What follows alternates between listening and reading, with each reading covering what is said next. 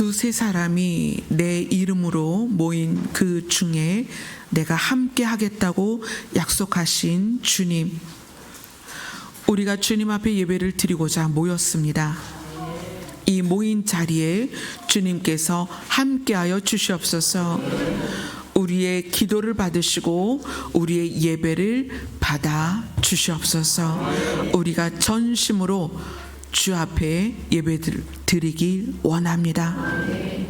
주님께서 이 예배를 받으실 때에 우리가 기쁨으로 주님과 하나 되기를 소원합니다.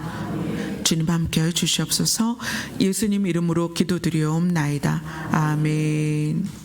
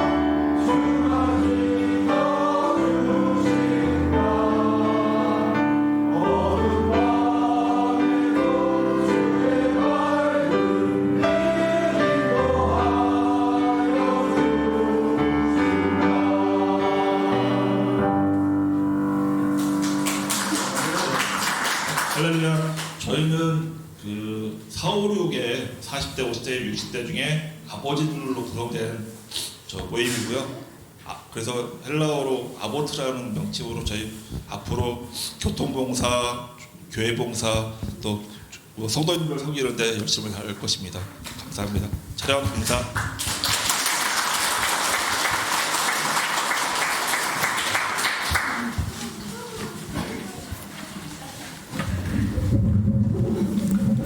감사합니다. 이렇게 찬양하시는데 각각의 짝꿍들이 가장 밝게 웃으시는 것 같아요. 앞에서 너무 흐뭇하다 그런 모습입니다. 자, 오늘 본문 말씀 보도록 하겠습니다. 마태복음 26장입니다.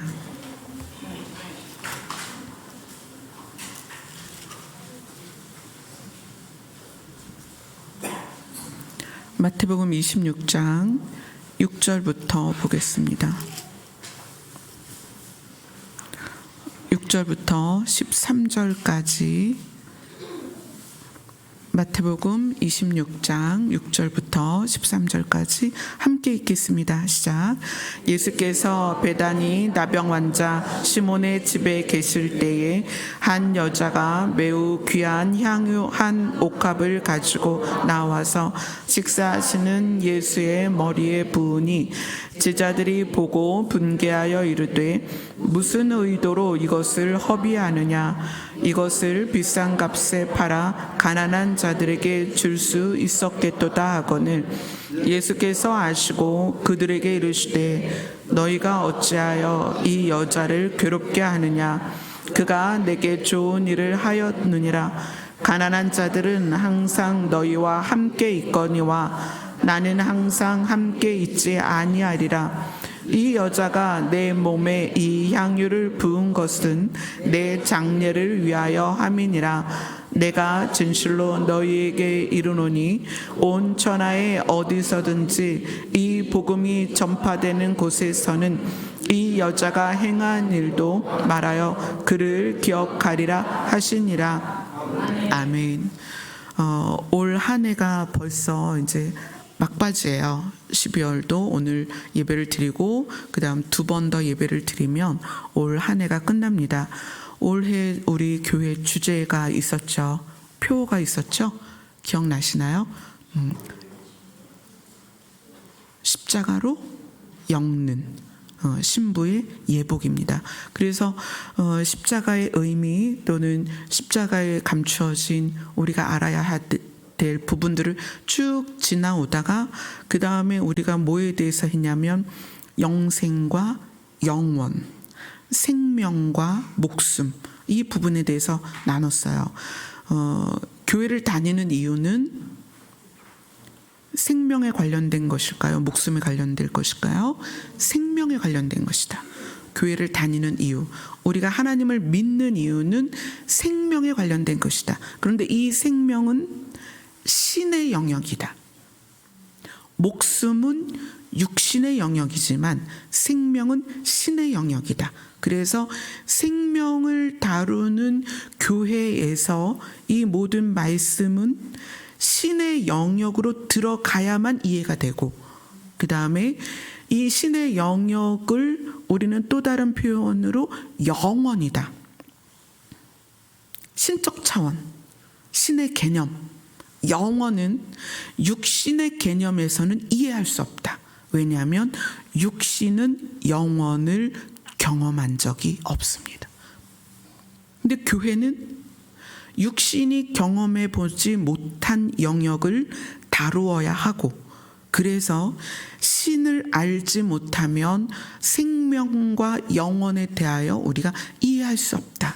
그런데 신은 신의 존재를 깨달은 것에서 시작하지만, 신이 존재한다는 것을 믿으면서 시작하지만, 그래서 신앙생활은 믿음으로 시작하지만 신의 성품까지 도달하지 않으면, 신을 아는 것에서 출발하지만 신의 성품까지 가지 않으면 신이 우리에게 주고자 하는 그 놀라운 신비한 일들에 대해서 알 수가 없어요. 그래서 우리가 지난주에 십자가는 무엇이다? 아버지의 마음이다. 하나님의 마음이다. 그래서 지난주에 두 개의 본문을 나누려고 했는데 시간이 없어서 하나의 본문만 나눴습니다. 그래서 오늘은 오늘의 본문과 지난주에 나누지 못했던 나머지 하나의 본문을 통해서 아버지의 마음으로 시작된 십자가를 깨달아야만 우리가 그 십자가로 우리의 신부의 예복을 만들 수 있다. 그래서 오늘 본문을 잠깐 보도록 하겠습니다. 이거는 이제 오늘 우리 본문은 여러분이 굉장히 잘 아는 부분이에요. 예수님이 십자가의 그 사역을 감당하기 전에, 그래서 마지막 만찬을 하기 전에 있었던 사건입니다. 예수님이 배단인 나병 환자 시몬의 집에 계실 때에 이렇게 하죠. 한 여자가 매우 귀한 향유 한 옥합을 가지고 나와서, 요 향유 한 옥합은 우리가 대략 어떻게 예측을 해야 되냐면, 한 여인이 자기가 결혼할 때 그 결혼을 위해서 준비할 수 있는 모든 자금이 이 향유 한 옥합으로 표현이 돼요. 그러니까 요즘 시대에 어떤 여인이 결혼을 앞두고 결혼을 위해서 어떤 그 필요한 모든 물질을 모아놓은 것이 향유 한 옥합이다. 그러면 그 액수가 상당하겠죠. 이 여인은 본인의 혼인을 위해서 향유 한 옥합을 마련했습니다. 그런데 이날 예수님이 배단인 나병 환자 시몬의 집에 계실 때에 예수님의 머리에 그 기름을 부어요. 너무나 귀한 향유 한 옥합을, 이 옥합은 이제 다른 성경에서는 깼다 그래요. 깨서 거기에서 기름을 예수님의 머리에 붓습니다. 자, 이 상황을 예수님은 이제 직접 경험하는 거잖아요. 그 자리에서 이제 식사를 하고 계시는 중이었는데, 여기선 식사하시는 예수의 머리라 했으니까 식사를 하는 중간에 갑자기 한 여인이 와서 옥합 하나를 깨가지고 예수님의 머리에 기름을 붓는 상황이 딱 된 거예요. 그러니까 이 상황을 맞이하는 예수님은 당사자고, 그 다음에 예수님 주변에서 함께 식사하던 제자들의 반응이 나와요. 그러니까 예수님의 반응과 제자들의 반응이죠. 자, 제자들이 어떻게 반응을 했냐면 8절을 다 같이 읽습니다. 시작. 제자들이 보고 분개하여 이르되 무슨 의도로 이것을 허비하느냐. 자, 식사를 하다가 갑자기 사건이 생긴 거예요. 밥 먹는 중에 뭔가 막 대화를 하고 있었겠죠. 근데 한 여인이 막 와서 옥합 하나를 팍 깨가지고 거기서 향유를 예수님 머리에 붓습니다. 밥 먹다가 예수님의 제자 12명과 예수님과에서 13명이 또 그 배단이 나병 환자 시몬의 집이니까 시몬과 그 가족들이 있었겠죠. 근데 그 상황에 기름을 부음을 받은 당사자인 예수님과 12제자가 있었는데 그 12제자들이 반응을 하는 거예요. 그 사건에 대해서. 어떻게 반응했냐면 분개하였다, 이렇게 얘기해요. 이 분개가 무슨 의미냐면 몹시 분하게 여겼다. 이 분하다라는 것은 억울한 일을 당해서 그 억울한 일 때문에 화가 나고 원통하다는 뜻이에요. 그러니까 단순히 야, 이 여자 정신이 있는 거야 없는 거야, 이 귀한 향유를 그것도 한 옥합이나 깨가지고 예수님 머리에 붓다니, 이 정도가 아니에요. 분개라는 표현을 썼다는 거예요. 우리 성경도 분개라는 표현을 썼고 영어 성경도 분개라는 표현을 썼어요. 이 분개는 깊이 들어가 보면 분노를 넘어서 원통함까지 갔다는 거예요. 화가 나고 원통했다. 그래서 제자들이 이제 이야기를 하는 거예요. 너 무슨 의도로 이렇게 비싼 것을 허비하느냐. 자, 9절을 같이 읽겠습니다. 시작. 이것을 비싼 값에 팔아 가난한 자들에게 줄 수 있었겠도다 하거늘. 그러니까 지금 요 모습만으로는 제자들이 굉장히 합리적인 생각을 한 거예요. 한 여인이 결혼을 위하여 모아놓은 평생 동안 수입을 발생할 수 있는 나이부터 해서 아직 결혼하지 않은 나이까지 평생 자기가 모은 전 재산을 그 자리에서 깨서 예수님 머리에 부었을 때 그것을 본 제자들은 분개하여 억울하고 원통하고 화를 내면서 어떻게 이것을 이렇게 허비하느냐. 왜냐하면 너무나 귀한 거니까 이거를 비싼 값에 팔아서 가난한 자들에게 주었다면 이것이 좀 더 효과적이고 효율적으로 쓰이지 않았겠냐라고 표현하는 거예요. 그럼 이 사건을 당한 당사자인 예수님은 어떻게 반응을 했을까요? 자, 예수님의 반응을 보겠습니다. 10절부터 12절까지입니다. 시작. 예수께서 아시고 그들에게 이르시되 너희가 어찌하여 이 여자를 괴롭게 하느냐. 그가 내게 좋은 일을 하였느니라. 가난한 자들은 항상 너희와 함께 있거니와 나는 항상 함께 있지 아니하리라. 이 여자가 내 몸에 이 향유를 부은 것은 내 장례를 위하여 함이니라. 여인이 향유를 깬 사건이 제자들이 볼 때에는 그 비싼 기름을, 향유를 정말 쓸데없이 낭비했다. 이것을 비싼 값에 팔았으면 정말 많은 사람들을 도와줄 수 있었을 텐데 이렇게 표현해요. 그러니까 굉장히 합리적이고 되게 이성적으로 볼 때에는 좋은 일에 쓰겠다는 의도거든요. 좋은 의도입니다. 그런데 그 좋은 의도를 갖고 분개하는 모습이 보였습니다. 그러니까 예수님은 왜 이 여인을 괴롭게 하느냐? 이 여인이 나에게 기름을 부은 것은 내가 앞으로 있을 죽음과 장례를 미리 준비하는 것이다.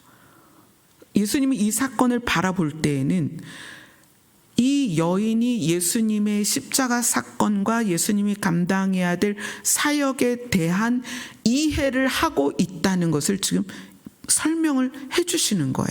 근데 이것에 좀 더 제자들의 심리를 더 깊이 보려면 요한복음으로 가야 됩니다. 요한복음 12장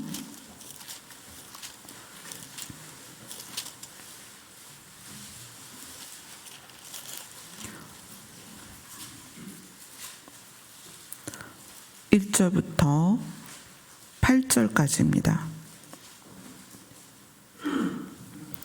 같이 읽습니다. 시작.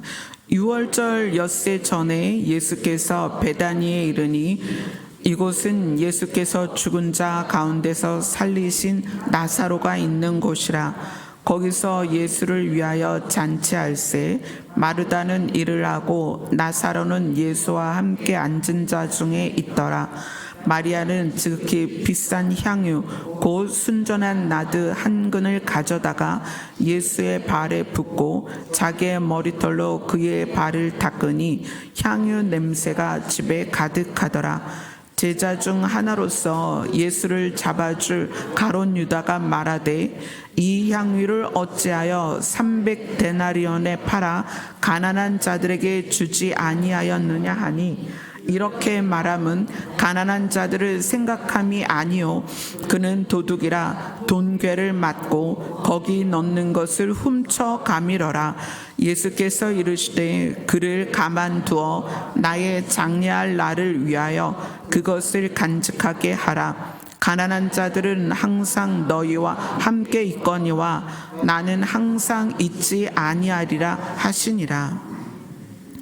마태복음에서 표현한 것과 요한복음에서 표현한 것 중에 이 요한복음은 마태복음에서 제자들이 분개했을 때의 그 분개한 이유에 대한 정당성을 말했어요.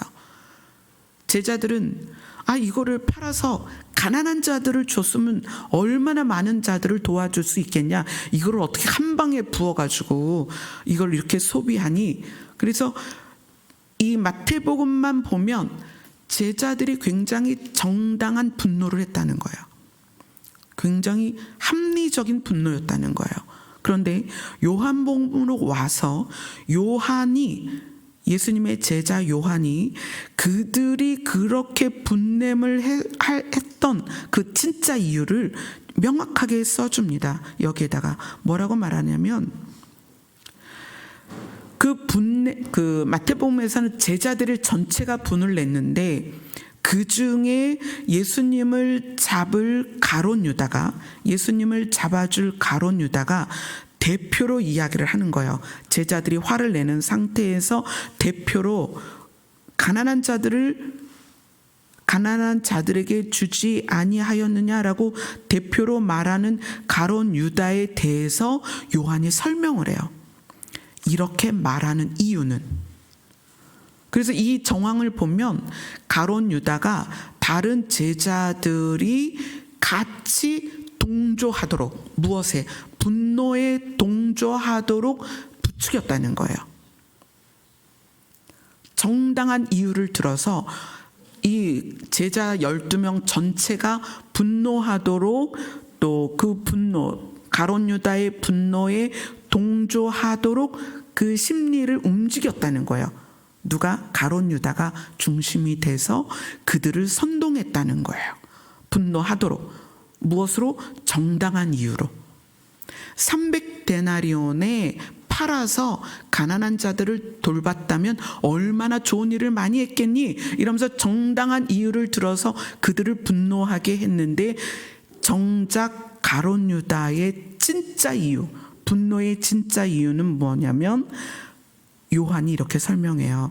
이렇게 말하는 이유는 가난한 자들을 생각함이 아니요 그는 도둑이라 돈괴를 맞고 거기에 넣는 것을 늘 훔쳐갔었다는 거예요.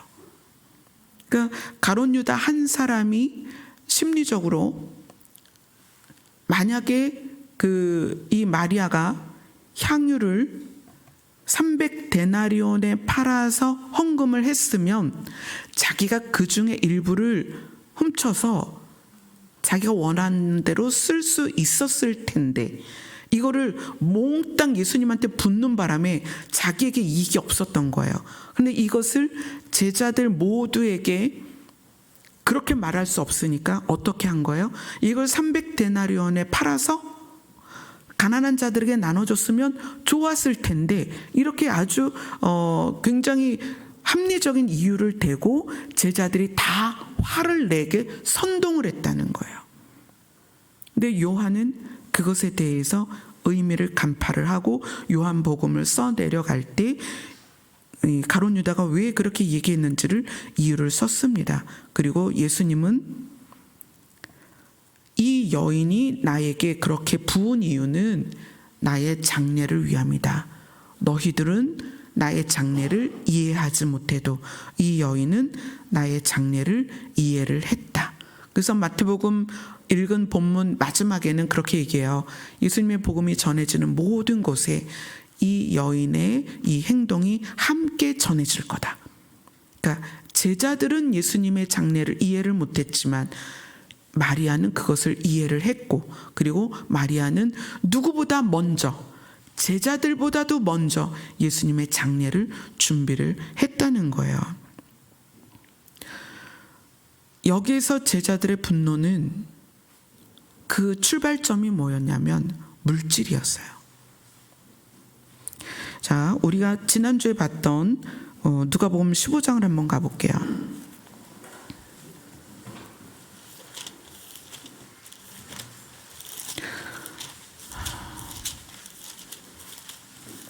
우리가 지난주에 누가복음 15장을 보면서 그 마다들이 말하는 부분을 우리가 보았죠.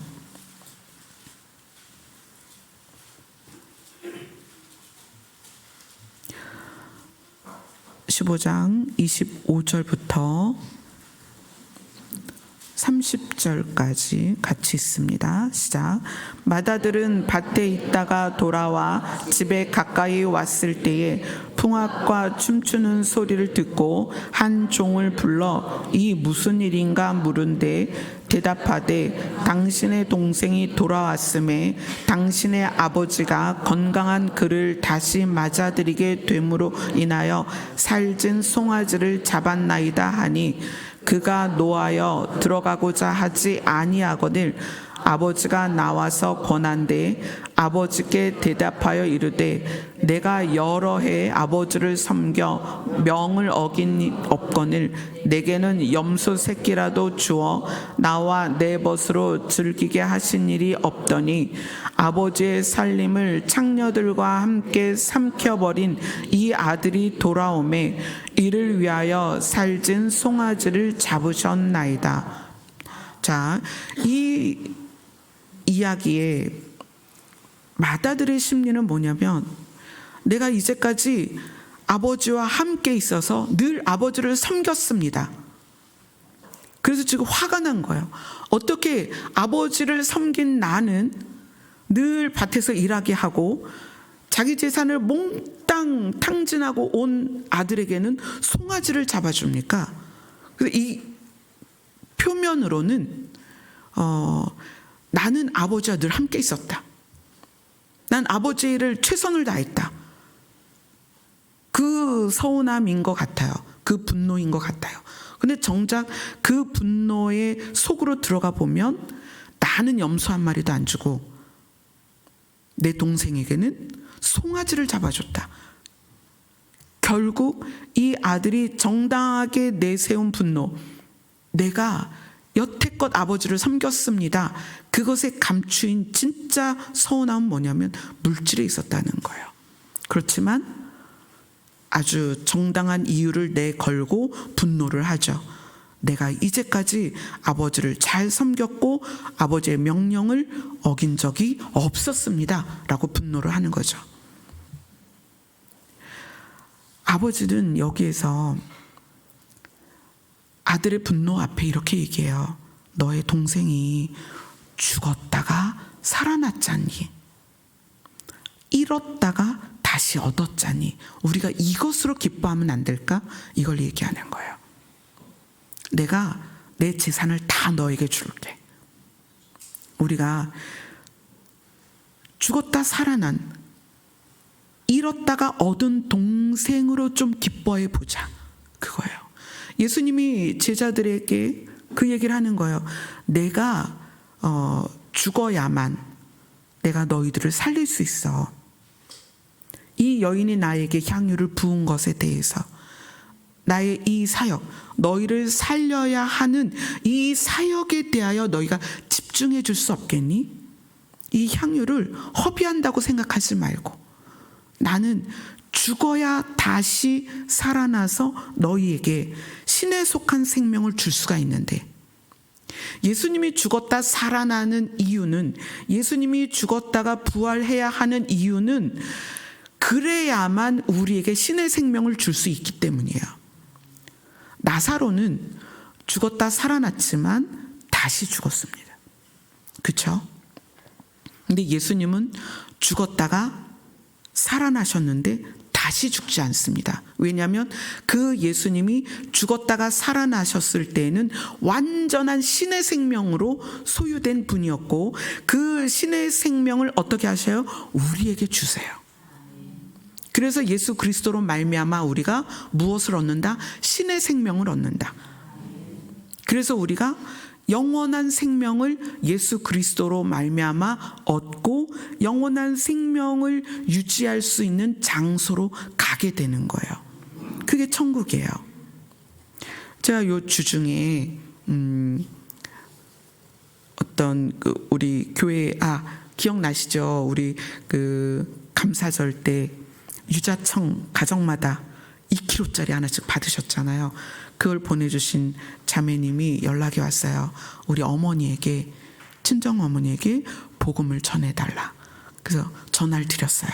어머니가 많이 아프셔요. 근데 어머니께서 교회를 다니신 지 한 7, 8년 되셨대요. 그래서 어머니 어떻게 교회를 다니시게 됐어요? 그래서 그렇게 여쭤봤어요. 그랬더니 어머니께서 자기가 허리가 아파서 병원에 입원했을 때 그 병원에 십자가가 있더래요.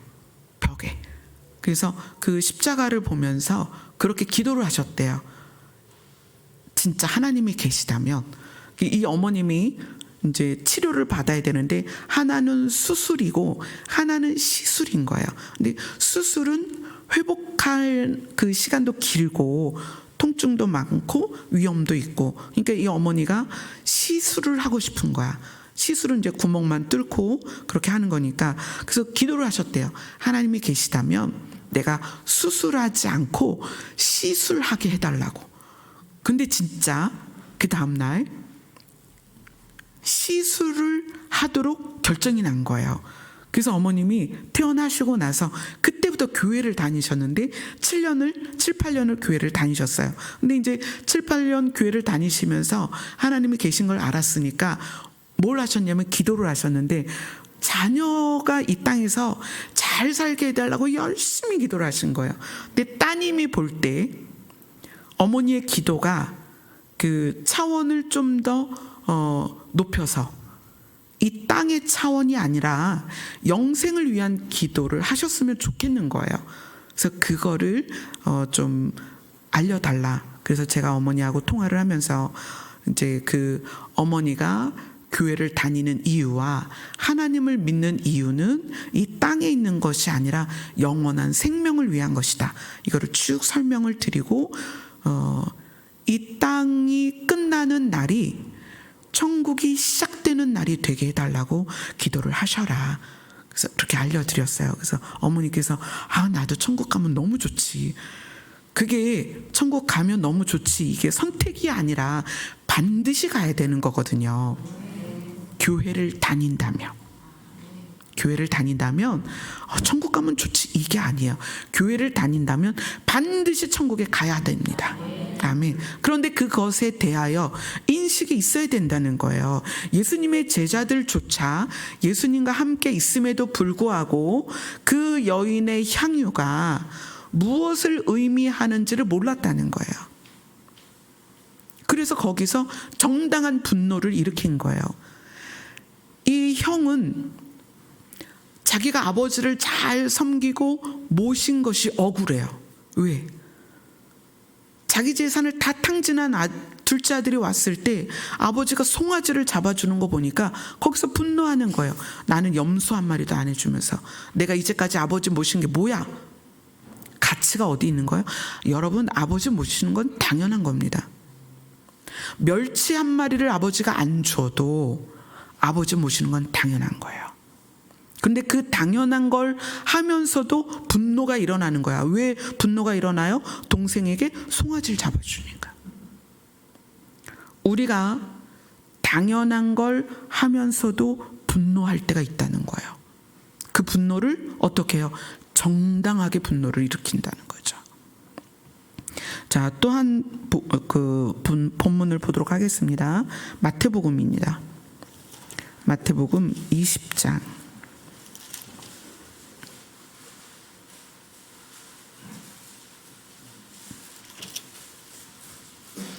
마태복음 20장 1절부터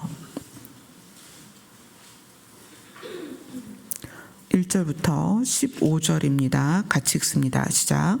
천국은 마치 품꾼을 얻어 포도원에 들여보내려고 이른 아침에 나간 집주인과 같으니 그가 하루 한 데나리온씩 품꾼들과 약속하여 포도원에 들여보내고 또 제3시에 나가보니 장터에 놀고 서 있는 사람들이 또 있는지라.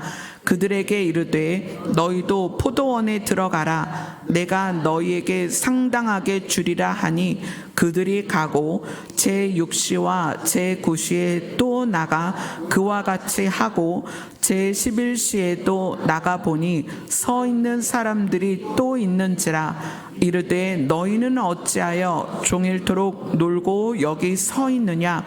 이르되 우리를 품꾼으로 쓰는 이가 없음이니이다. 이르되 너희도 포도원에 들어가라 하니라. 저물매 포도원 주인이 청지기에게 이르되 품꾼들을 불러 나중 온 자들부터 시작하여 먼저 온 자까지 삭슬 주라 하니 제 11시에 온 자들이 와서 한 데나리온씩 받거늘 먼저 온 자들이 와서 더 받을 줄 알았더니 그들도 한 데나리온씩 받은 후 집주인을 원망하여 이르되 나중 온 이 사람들은 1시간밖에 일하지 아니하였거늘 그들을 종일 수고하며 더위를 견딘 우리와 같게 하였나이다. 주인이 그 중에 한 사람에게 대답하여 이르되 친구여 내가 내게 잘못한 것이 없노라. 내가 나와 한 데나리온의 약속을 하지 아니하였느냐. 내 것이나 가지고 가라. 나중 온 이 사람에게 너와 같이 주는 것이 내 뜻이니라. 내 것을 가지고 내 뜻대로 할 것이 아니냐. 내가 선함으로 내가 악하게 보느냐. 이와 같이 나중된 자로 먼저 되고 먼저 된 자로서 나중되리라. 이 포도원 품꾼의 이야기가 어쩌면 하나님의 마음을 가장 잘 설명한 부분인 것 같아요. 어느 날 포도원 주인이 이른 아침에 우리나라 나이로 오전 6시쯤 나가서 품꾼들을 만납니다. 그래서 너희가 내 포도원에 들어와서 일을 좀 해줘라. 그런데 일당이 얼마냐면 한 데나리온이다 이렇게 얘기해요. 내가 너에게 한 데나리온씩 줄 테니까 포도원에 들어와서 일을 해라. 그리고 3시에 또 나갑니다. 이 3시는 오전 9시예요.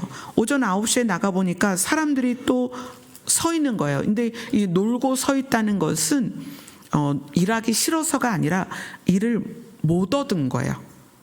일자리를 얻어야 되는데 일당 일을 얻어야 되는데 일자리가 없어서 서 있는 거예요. 그래서 오전 9시에 그 사람들을 또 이야기를 해요. 내가 한 데나리온 줄 테니까 우리 농장에 와서 일을 해라.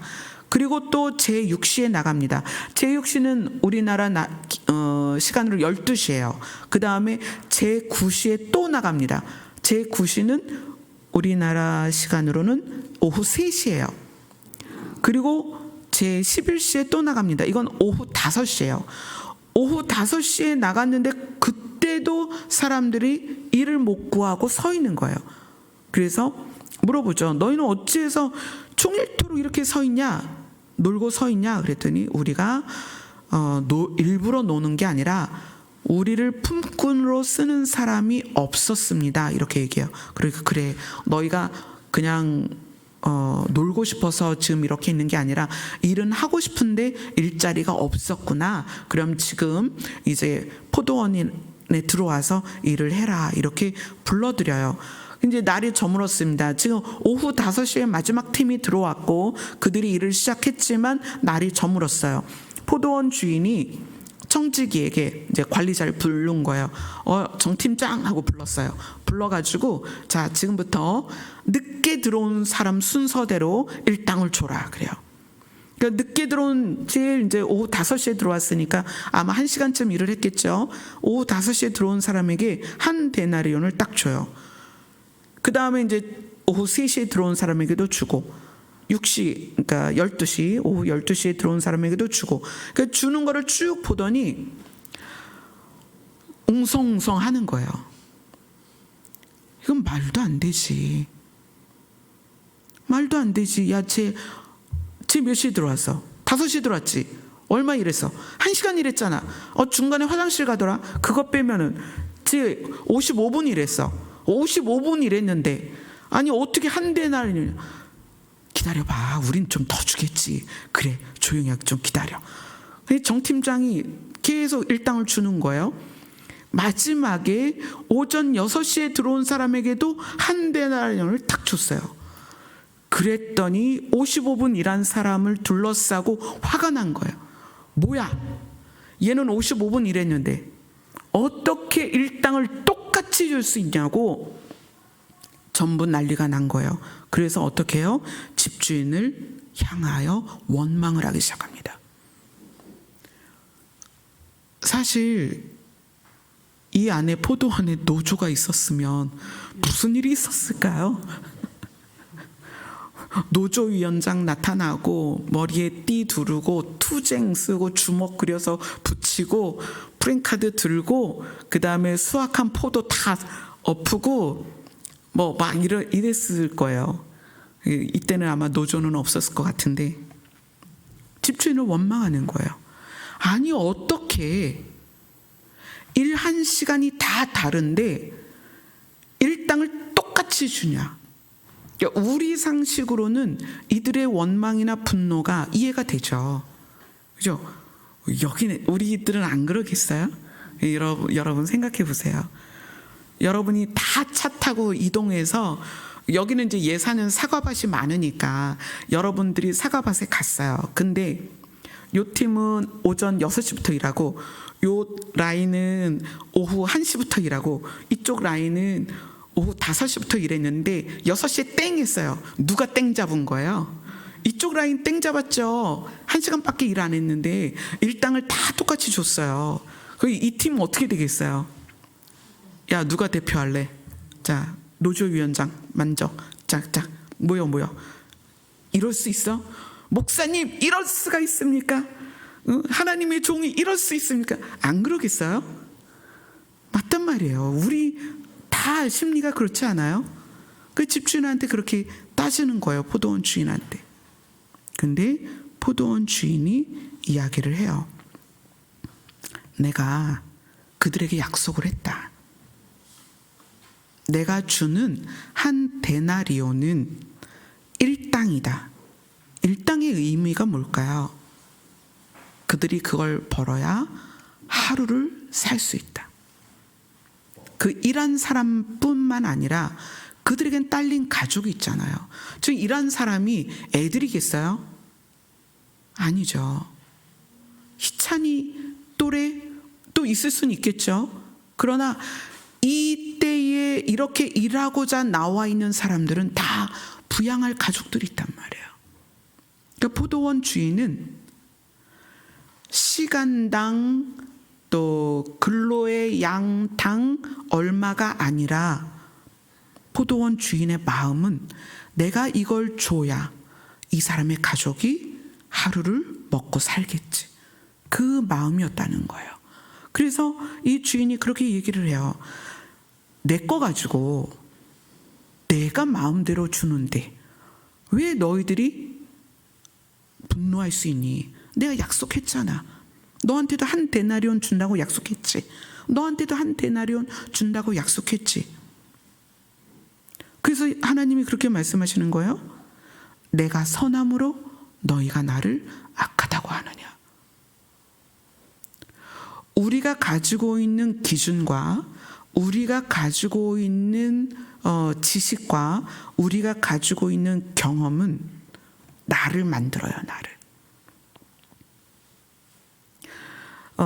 아까 그 옥합을 깬 여인의 이야기나 또 맏아들과 둘째 아들을 대하는 아버지의 자세에서 분노한 큰 아들이나 또 이번에 이 포도원에 들어가서 일했던 품꾼들의 반응이나 전부 주장이 정당하다는 거예요.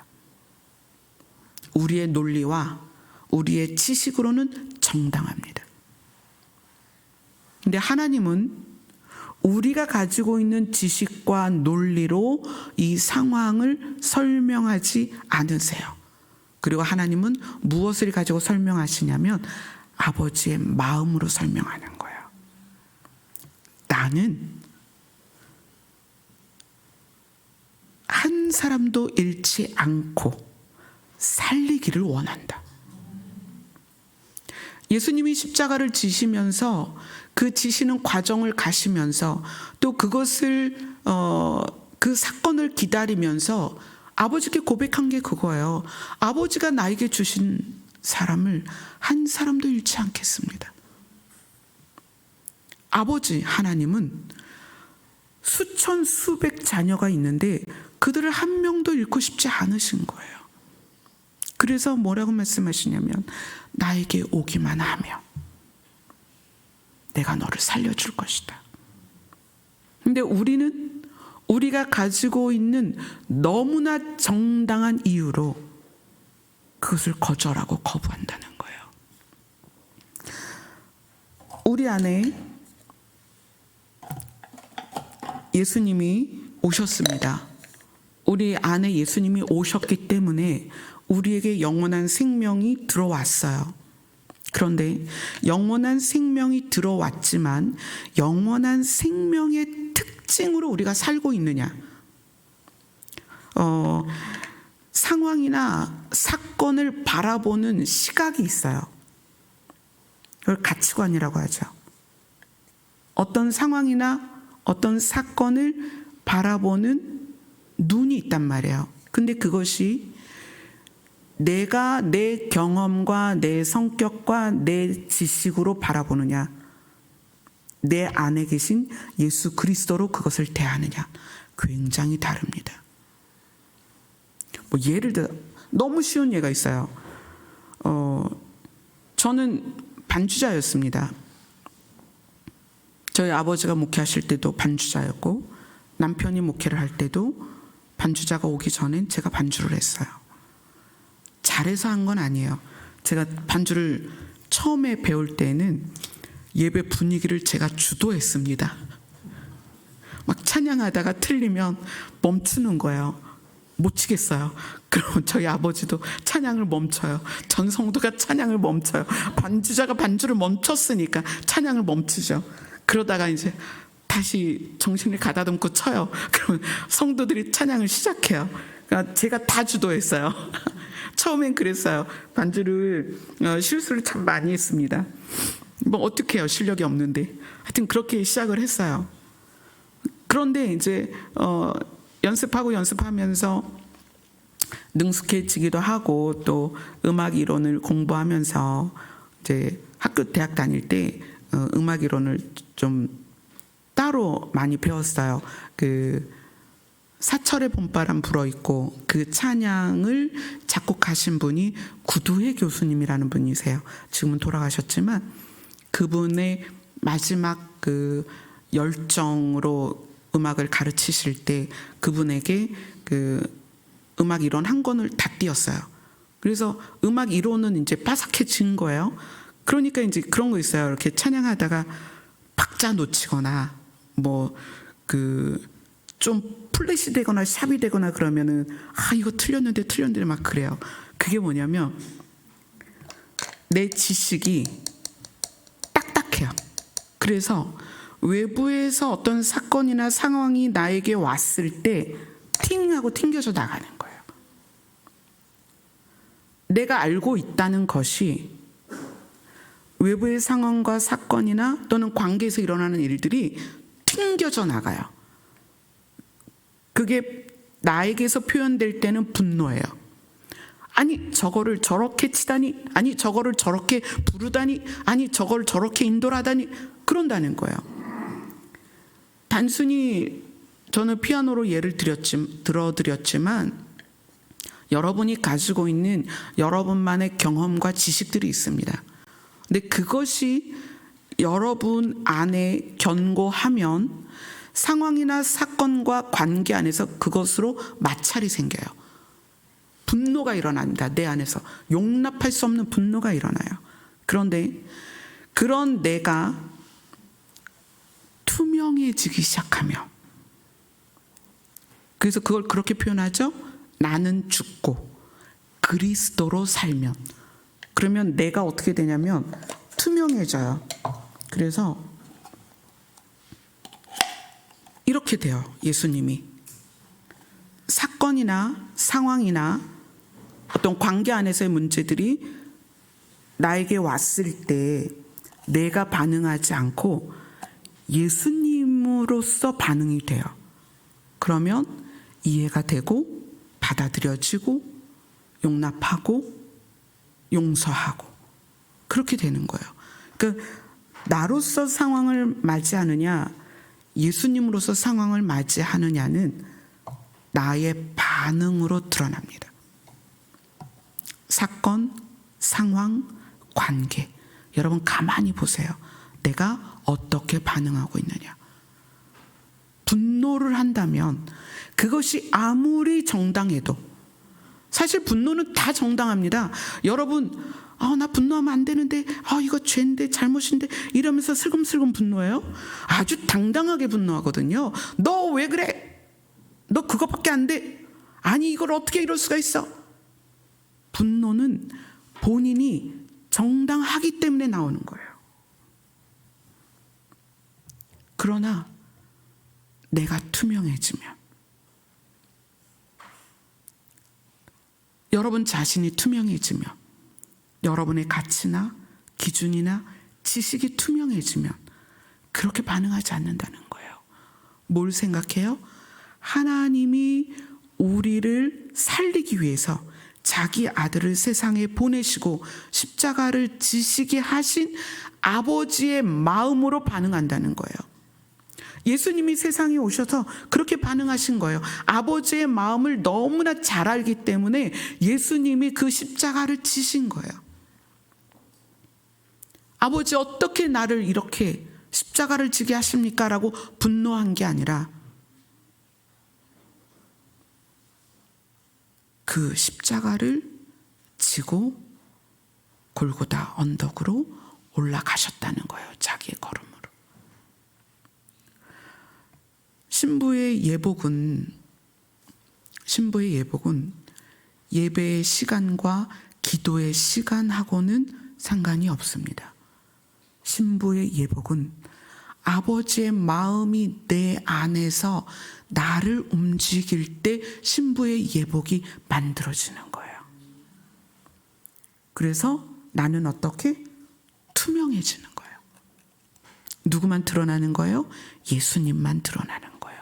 그래서 내가 투명해진 상태로 여기에서 여러분들이 다 그렇게 되면 여기엔 누구만 있는 거예요? 예수님만 있는 거예요. 그러니까 여러분이 저한테 목사님 그러면 전 아직도 제가 있는 거예요. 제가 지나갈 때 제가 안 보여야 돼. 저 지나가면 아는 체 하지 마세요. 그랬으면 좋겠어요. 완전히 투명해져서 제가 서 있는지 누웠는지 여기 앉아서 빵을 먹는지 그냥 빵만 둥둥 떠 있었으면 좋겠어요. 여러분이 투명해지면 반응이 달라요. 누구로 반응해요? 내 안에 있는 그리스도로 반응하는 거예요. 그러면 예수님처럼 아버지의 마음으로 이 땅에서 가족을 대하고 우리 이렇게 지체들을 대하게 되는 거예요. 그래서 여러분들이 어떤 상황이나 어떤 사건이나 어떤 관계에서 무슨 일이 탁 일어났을 때 내가 어떻게 반응하는가를 보세요. 사실 요번에 제가 이렇게 된 적이 있었어요. 언제 이렇게 됐냐면 우리 교회가 쫓겨났잖아요. 여기가 완공이 다 안 됐는데 나갈 날짜를 정해줬어. 주인이 이때 나가라. 이때 안 나가면 안 된다. 각서까지 2장이나 받아갔어요. 그러니까 이제 그때 비우기 위해서 이사를 온 거죠. 그러니까 교회 이사 때문에 사실 김태근 집사님이 너무 고생을 많이 하셨어요. 사실 여기 전체적으로 함께 공사가 진행돼야 되는데 여기만 굉장히 속도를 빨리 내셨고, 그래서 저희가 사실 김태근 집사님에게 굉장히 신뢰를 한 거예요. 이 공사는 전체가 같이 가야 되는데 여기만 이제 먼저 된 거니까 어쨌거나 이제 저희는 이사를 와야 되니까, 그렇다고 또 어디 건물을 얻어서 갈 수는 없고 그래서 이사를 들어왔어요. 근데 문제는 저희를 그렇게 쫓아내고 그 교회 자리가 이단 교회가 됐어요. 이단이 들어왔어요. 그러니까 제가 그 전까지는 그 모든 과정을 혼자 견뎌냈어요. 사실 주인이 와서 너무나 말도 안 되는 요구, 막 계약서도 가짜로 쓰게, 그래서 계약서가 2장이 있어요. 가짜로 쓰게 해서 가짜 계약서도 있고, 또 11월 30일 날 교회를 비워줄 것에 대한 각서도 쓰게 하고 막 여러 가지 이제 저로서는 되게 무례한 일을 당했지만 그렇게 지나왔어요. 근데 제가 여기 홍성 교회를 계약할 때 계약하는 자리에서 그때 우리 저까지 10명이 같이 갔는데 계약하는 자리에서 우리 교회를 막 이단처럼 여기는 거예요. 여자 목사다 보니까. 그래서 제가 각서를 썼어요. 계약서에. 우리 교회가 이단이거나 사회에 무리를 일으키는 일이 생기면 언제든 바로 퇴실한다. 건물을 비워주겠다. 그렇게 제가 각서를 썼단 말이에요. 근데 그렇게 각서를 쓰게 하고 계약을 한 주체가 우리를 나가게 하더니 이단을 들인 거예요. 그 교회에. 그래서 지금 리모델링하고 있습니다. 제가 이제 여러 차례 짐을 나눠서 옮기다 보니까 우리가 이사한 다음 날도 또 교회를 갔는데 이제 그때는 순간혼수기를 이제 부목사님이 해체하느라고 거기를 같이 갔어요. 근데 거기에 그 이단 교회 대표가 온 거예요. 그래서 이렇게 대화를 하는데 그때 이제 제가 이렇게 된 거죠. 화가 났어요. 아니 이제 제가 사건을 경험한 거죠. 이럴 수가. 우리를 그렇게 모욕적으로 계약을 하게 하다니, 우리를 쫓아내고 이단을 들이다니, 막 너무 화가 난 거예요. 근데 이제 그 상태에서 이제 저희 내포 연합회 목사님들이 모임이 있어서 이제 저 말고도 저 전에 있었던 교회도 1년 만에 쫓겨났대요. 1년 만에 쫓겨나고 저희는 이제 2년 만에 쫓겨난 거죠. 그래서 막 이제 목사님들끼리 이제 대화가 오고 간 거예요. 아니 어떻게 그렇게 두 교회를 쫓아내고 이단 교회에 건물을 팔 수 있냐. 목사님들이 이제 다 난리가 난 거예요. 그래서 막 목사님들이 아니 어떻게 한 목사님 그동안 아무 소리도 없이 그렇게 있었느냐. 우리한테 와서 얘기를 하지 그랬냐. 막 그러면서 이제 서로 막 제가 분노를 전가시켰네요. 그러고 보니까 그 목사님들이 막 화를 내시고 이제 미안하신 거예요. 어른 목사님들이 저를 지켜주지 못했다는 거에 너무 미안해 하시고, 자 우리 서면으로 거기에다가 입장을 표명하자. 그리고 서면으로 표명해서 우리 다시는 내포 연합회에 그 교회가 가입을 못하게 하자. 그리고 막 동의를 하고 목사님들이 회의를 하고 막 그러고 헤어졌어요. 그러고 났는데 하룻밤 자고 나니까 이제 이게 이제 조금씩 연해지기 시작한 거예요. 연해지니까 이제 이쪽으로 가야죠. 이쪽으로 가서 생각을 하는 거예요. 그런데 하나님, 우리가 억울하긴 해요. 그러나 만약에 진짜 뭐 서면을 통해서 목사님 뭐 어떻게 그럴 수 있느냐 이거를 우리 내기원에서 입장을 표명하고 막 그러면 분명히 그 목사님은 그 목사님대로 자기를 정당하게 또 입장을 성도들한테 이야기하면서 그 목사님에게도 분노가 전가가 될 텐데, 그러면 이거는 목회자 사이의 문제가 아니고 교회 사이의 문제가 아니고 그 교회 성도들이 다칠 것 같은 거예요. 마음이 상할 것 같은 거예요. 그래서 그 다음날 총무님에게 연락을 했어요. 총무님, 그 서면 작성하셨어요? 그랬더니 아직 안 하셨대요. 우리 그거 그냥 없던 걸로 해요. 저는 그날 모이신 목사님들에게 그 위로를 충분히 받았어요. 갑자기 제 편이 돼주니까 이제 그냥 다 이제 녹아졌어요. 그래서 제가 저는 그날 위로를 다 받았습니다. 이제 그 교회가 결정한 것에 대해서는 하나님께서 그 문제에 대하여는 계산하실 것입니다. 이제 더 이상 이 문제는 확대시키지 않았으면 좋겠습니다. 왜냐하면 그 교회에도 성도들이 있을 텐데 그 성도들이 또 그 분노가 전달이 돼서 또 들고 일어나서 또 어떤 갈등이 또, 왜냐하면 그분들 입장에서는 그래야만 하는 이유가 있었을 테니까 우리에 대하여 또 분노하고 싸움을 걸어올 수도 있고, 그래서 그 다음날 없던 일로 했어요. 그래서 이제 제가 이렇게 되고 나니까 그러길 잘했다.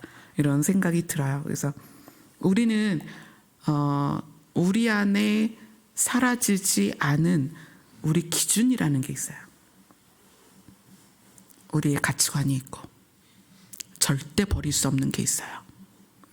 내가 이렇게 했는데 이거 도대체 누가 만든 거야? 아니 왜 이게 여기 와 있는 거야? 뭐 이런 것들 굉장히 많죠. 우리 어머님이 그런 얘기 하시더라고요. 엄마가 옛날에 살림할 때 이렇게 그렇게 정리해 놓으면 꼭 너희 할머니가 그거를 다 꺼내서 할머니 맘대로 막 정리를 해놓고, 그럼 엄마는 나중에 또 엄마가 써야 되니까 엄마 맘대로 또 정리를 싹 해놓으면 또 할머니가 오셔서 그걸 다 꺼내고 할머니 맞게 또 그게 뭐예요? 이 각자가 필요한 것의 위치도 다르고 필요가 다 다른 거예요. 상황을 해석하는 가치관이 다 다릅니다. 그래서 우리가 우리 모습 그대로 있으면 늘 부닥칩니다. 늘 갈등이 생겨요. 늘 문제가 돼요. 그게 뭐 한 몸인 부부도 상관이 없어요. 뭐 치약 짜는 거로도 이혼한다면서요. 그게 뭐라고? 그죠? 치약 2개 걸어놓으면 되지. 그 신박한 아이디어 아니에요? 아내 치약, 남편 치약 딱 걸어놓으면 뭐 밑에서 짜든 중간에서 짜든 무슨 상관이 있겠어요. 우리 스스로가 우리 안에 있는, 내가 가지고 있는 너무나 고집스러운 내가 있다는 거예요. 근데 그것이 뭐를 부여받냐면 정당성을 부여받아요. 이래서 이런 거고 이래야지, 이게 정당하기 때문에 이렇게 소리 지르는 거예요. 그게 사라지지 않으면 내 안에 있는 생명이 생명의 역할을 못합니다. 여기 계신 분들이 다 예수님을 마음으로 받아들였어요. 예수님이 믿어져요. 그러면 예수님이 믿어졌다는 것은 내 안에 영생이 들어왔고 신의 영역이 육체 안으로 들어왔다는 거예요. 여러분이 신의 영역을 소유했다면 신적인 생각을 해야 될 거 아니에요. 여러분이 어떤 상황이든 사건이든 관계에서든 신의 가치관으로 삶을 살아야 됩니다. 그러면 이 땅에서도 예수님이 뭐라고 말씀하시냐면 천국을 누릴 수 있다. 영원이라는 것을 누리는 장소가 천국이에요. 그게 신의 영역이기 때문에 이 땅에선 영원할 수가 없거든요. 그런데 그 신적 개념이 내 안에 들어와서 그 영향을 내가 발휘하며 산다면 이 땅에서도 우리는 천국을 누릴 수 있다. 한시적이긴 하지만 이 땅은 그래도 기왕에 이 땅에서 산다면 누구로 사는 거예요? 신의 자녀로 사는 거잖아요. 그러면 신의 자녀로서 신의 특징을 가지고 신처럼 살아야 될 거 아니에요. 그 신처럼 사는 게 뭐다? 신의 성품으로 사는 거다. 그럴 때 예수님이 말씀하신 내가 너희에게 주는 평안, 세상이 감당할 수 없는 평안, 그 평안은 신적 차원의 평안이라는 거예요.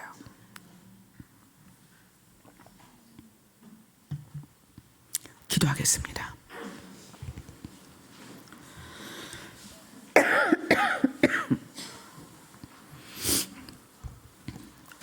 상황과 사건과 관계 안에서 평가하는 기준과 태도가 신적 차원의 태도로 바뀌게 하여 주시옵소서.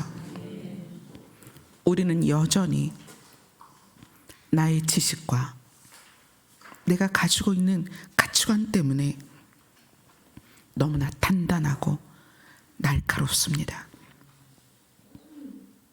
이제 날마다 주님 앞에 주의 이름을 부를 때에 우리 자신이 투명하게 바뀌도록 도와주시옵소서.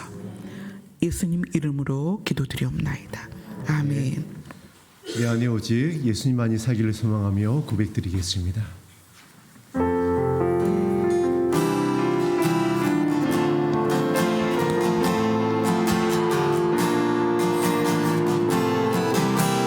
약할 때 강함이 되시고 약할 때 강함 되시네 나의 보배가 되신 주 나의 모든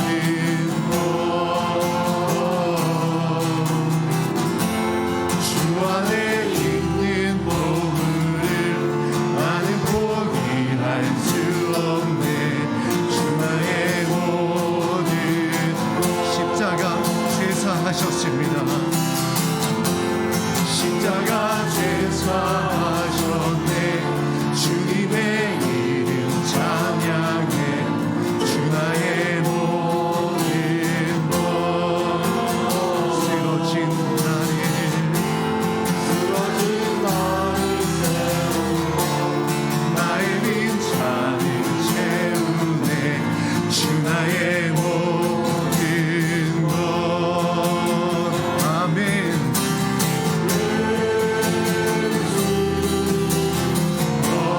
어린 양 존귀한 이름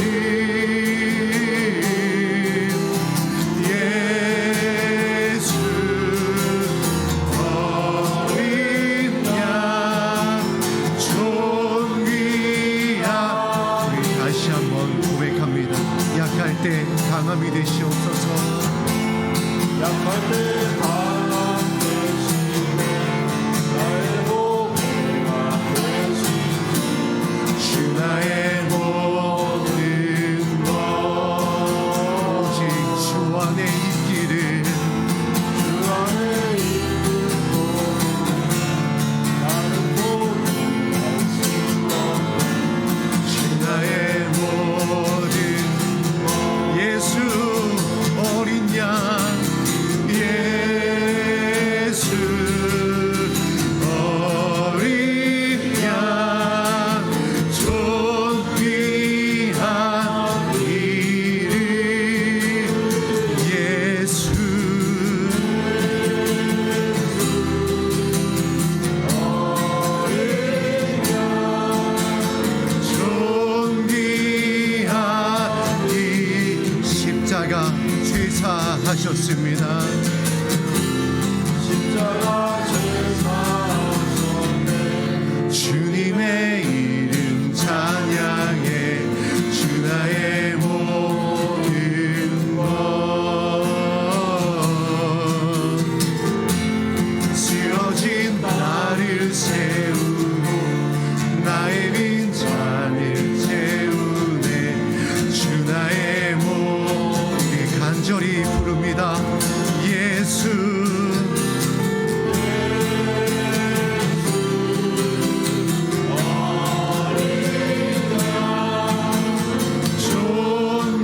존귀한 이름 예수 어린 양 십자가에서 우리의 죄를 사하신 하나님의 사랑을 우리 목소리로 고백합니다.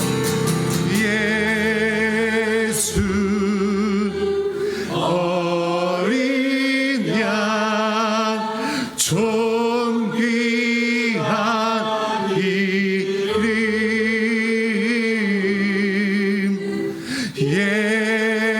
예수 어린 양 존귀 우리 오른손 높이 들고 고백합니다.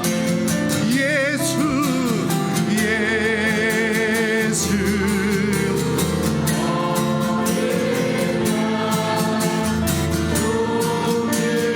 다시 오실 영광의 이름 예수 예수 어린 양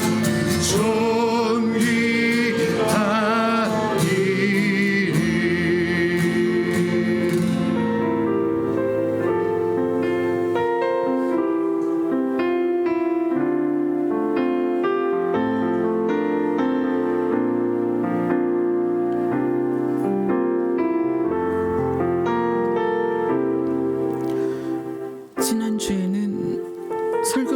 와서 주님께 그랬어요. 하나님, 제가 오늘 설교를 좀 못했어요. 제가 원했던 만큼 설교를 잘하지 못했어요. 근데 주님께서 그렇게 말씀하셨어요. 은혜는 내가 준다. 네가 노력해서 열심히 해서 성도들에게 은혜가 있는 것이 아니라 은혜는 내가 준다. 맞아요. 우리는 아무것도 아니에요. 우리는 그리스도로 삽니다. 아멘. 주님, 이 시간에 내 안에 충만하옵소서. 기도하겠습니다.